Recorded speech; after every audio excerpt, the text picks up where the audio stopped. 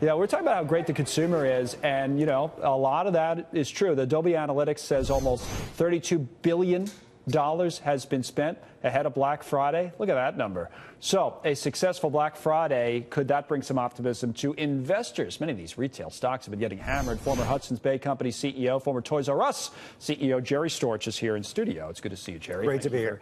Coming in. It is, to these guys' point, great times now. We don't know what the future will hold, but this is, let's start with the present.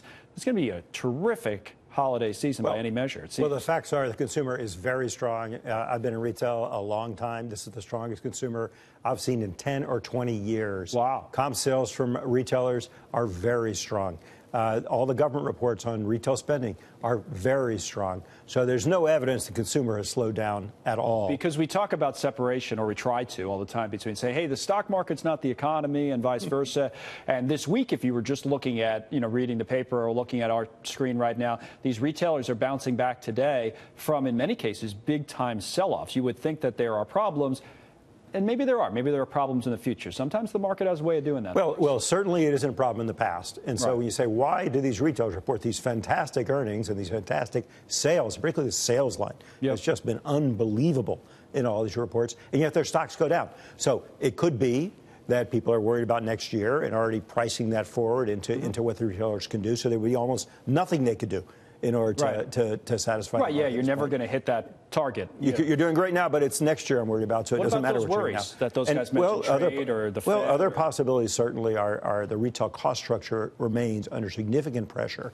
First, by the movement of business from the bricks and mortar to the e-commerce business, even in the same enterprise. So when Macy's business grows, you know, in the internet, when Target grows rapidly online inside the stores, their profit formula shifts and their margins get depressed. And we saw that, for example, in Target's report very strongly. So that's a valid concern. Is that something that's happening more so right? I mean, obviously that's been something that's been happening for a long time. It's a long-term trend. So it's not that these companies are going out of business. It's that as they copy Amazon's model, they do just as poorly in terms of their profit margin on the bottom line from doing the business online. Also, we see wage pressure with a move towards a $15 an hour minimum wage. So that's also, you know, hurting retail margins. There is also this amorphous concern that somehow all the trade activity and tariffs are going to hurt retailers, but nobody's really spelled out the mechanism by which that works. And it could actually be good for some retailers if prices go up. Yes, their prices go up, but their costs don't. I mean, other companies and other industries have higher input costs. Well, the question is, can they pass those increases on to consumers? And as economists would say, that has to do with the elasticity of demand for each one of these items. So in some cases, if there's no substitute and the prices go up and the price is up at every retailer, consumers are going to buy it anyway, and the retailers will actually make more money from having that higher margin and higher But at some point ticket. That slows the overall economy. Well, it could well do that eventually. And so, but you know, net inflation has been terrifically low for a very long time, and retailers actually do a little better with moderate inflation because many of their cost structure components, like rent, like wages, are sticky on the upward side, whereas prices go up immediately. So it may not be so bad, but people are still worried about that a little bit, and we'll have to see that place. But there isn't one retailer I've seen mention that in their earnings report. There isn't one analyst report, and I read them all, who even talks about it very much. For the retail industry. For the retail industry, that's different than for the economy as a whole or for certain manufacturers. So I don't know if that's really a big If Caterpillar or somebody's coming out and talking about it, you understand why they're talking about it.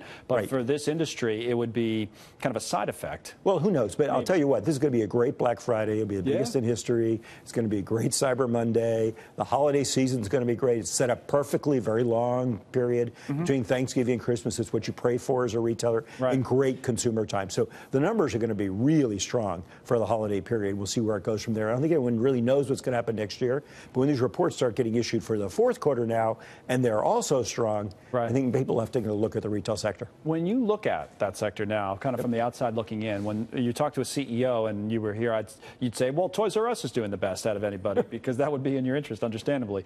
But when you look from the outside now at everybody, at the landscape, who do you admire? Who's doing a very good job in 2018? Well, I think to do well in this environment, you still have to have a very strong value proposition. So I love retailers like Costco, who's just perennial. A retailer does very, very well.